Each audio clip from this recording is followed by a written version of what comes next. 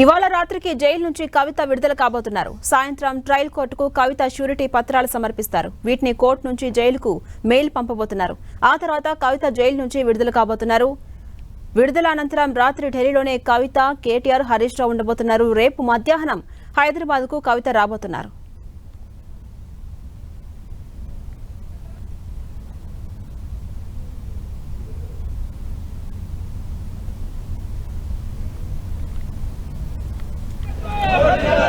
ప్రస్తుతం BRS MLA Harish Rao మాట్లాడుతున్నారు. Live లో చూద్దాం. మేము కూడా సుప్రీంకోర్టు తీర్పును, ఇవాళ బెయిల్ ఇచ్చిన తీర్పును ఆయన కించపరిచే విధంగా మాట్లాడినాడు కాబట్టి ఆయన మీద డెఫినెట్గా న్యాయస్థానంలో కేసులు వేస్తాం, కోర్టు ధిక్కరణ కేసులు కూడా వేస్తాం. ఎందుకంటే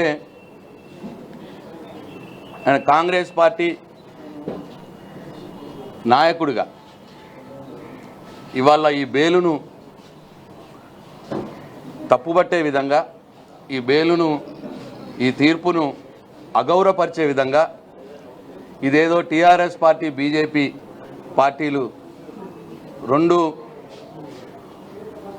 కలిసి ఈ బెయిల్ తెప్పించుకున్నారు అన్న మాట మాట్లాడినాడు.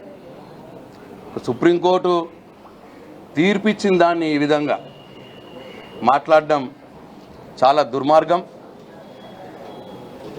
ఈ చీకటి ఒప్పందాలు, ఈ మతలబులన్నీ కూడా మీ ముఖ్యమంత్రి రేవంత్ రెడ్డి గారికి తెలుస్తాయి, కానీ ఉద్యమకారులమైనటువంటి మాకు ఇవన్నీ తెలియవు. మేము పూర్తిగా న్యాయ వ్యవస్థ మీద నమ్మకం పెట్టుకునే ఈ పోరాటం చేసినాం. ఈ పోరాటంలో న్యాయ వ్యవస్థ మెరిట్ ప్రకారం కవితమ్మ గారికి బెయిల్ ఇవ్వడం జరిగింది. ఇవాళ ఈ సమాజం అంతా చూసింది. ఇవాళ కోర్టులో జరిగిన వాదనలు సమాజం అంతా ఆన్లైన్లో చూసినారు. ఈ ఈడీ కావచ్చు, సిబిఐ కావచ్చు, ఎవరి కనుసన్నల్లో నడుస్తున్నాయో మొత్తం భారతదేశానికి తెలుసు. ఇవాళ ఈ ఈడీ యొక్క సాలిసిటర్ జనరల్ న్యాయవాది అయినటువంటి రాజుగారు కవిత గారికి బెయిల్ ఇవ్వద్దు అని గంటన్నర సేపు వాదించినాడు.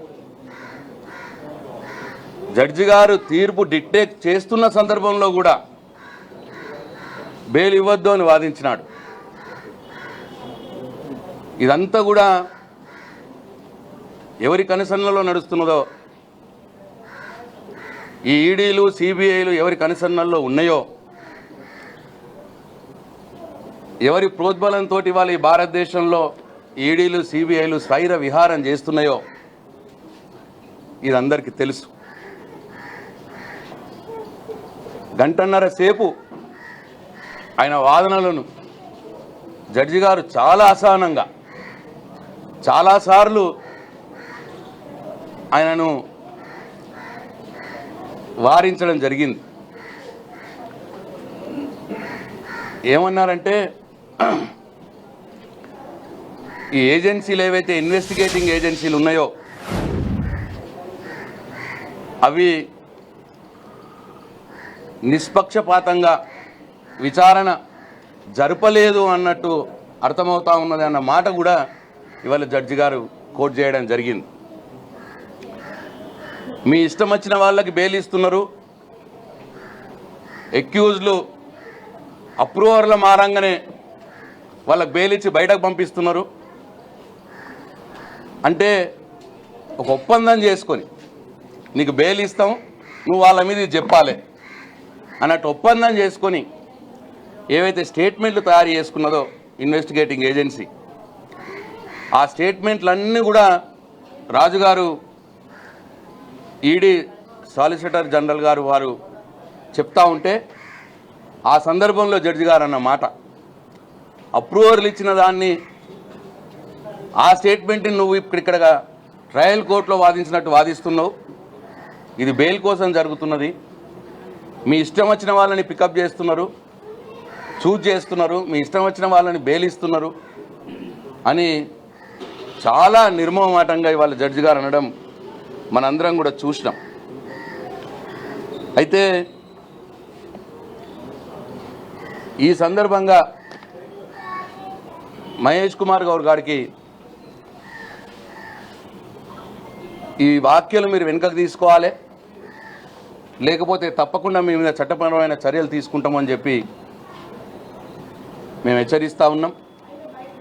నీది కూడా నిజామాబాద్ జిల్లానే, కవితమ్మ గారు కూడా నిజామాబాద్ జిల్లాకు చెందినటువంటి ఒక ఆడబిడ్డ 5 నెలలుగా చెయ్యని పాపానికి, చెయ్యని నేరానికి కక్ష సాధింపుతో ఏదైతే ఆమె బాధలు పడ్డదో ఆ బాధల నుంచి విముక్తి పొంది వాళ్ళ బయటకు వస్తుంటే నీకు ఆక్రోశం ఎందుకు పడతలేదో అర్థం కావట్లేదు. మరిది సమాజం మిమ్మల్ని ఇది మెచ్చదే అని చెప్పి నేను మహేష్ కుమార్ గౌడ్ గారికి తెలియజేస్తా ఉన్నా. అట్లనే బండి సంజయ్ గారు కూడా వారు కూడా ఇటనే మాట్లాడినాడు. బండి సంజయ్ గారు ఒక కేంద్ర హోంశాఖ సహాయ మంత్రి అయి ఉండి సుప్రీంకోర్టు వారు ఇచ్చినటువంటి తీర్పును అపహాస్యం చేసే విధంగా ఇవాళ మాట్లాడినారు. కాంగ్రెస్ పార్టీ అడ్వకేట్లే కవితమ్మని బెయిల్ మీద తీసుకొచ్చినారట. కాంగ్రెస్ పార్టీ, టీఆర్ఎస్ పార్టీ 2 కలిసిపోయినాయట. ఇవాళ మరి ఎవరు మా వైపు నుంచి వాదించినారో సమాజం అంతా చూసింది. ముకుల్ రోహతి గారి వాళ్ళ మాకు వాదించినారు. మరి ఆయన అది కూడా పట్టించుకోకుండా అసలు బెయిల్ వచ్చిన 5 నిమిషాల్లోనే అంత అక్కసుతో బండి సంజయ్ గారికి సుప్రీంకోర్టు తీర్పు మీద వ్యాఖ్యానం చేయాల్సిన అవసరం ఏమొచ్చింది, సుప్రీంకోర్టు తీర్పును అపహాస్యం చేసే విధంగా వ్యాఖ్యానం చేయాల్సిన అవసరం ఏమొచ్చిందో వారే సమాధానం చెప్పాలి. ఇవాళ బెంగళూరులో వాల్మీకి స్కామ్ జరిగింది. కర్ణాటక ప్రభుత్వం యొక్క డబ్బులు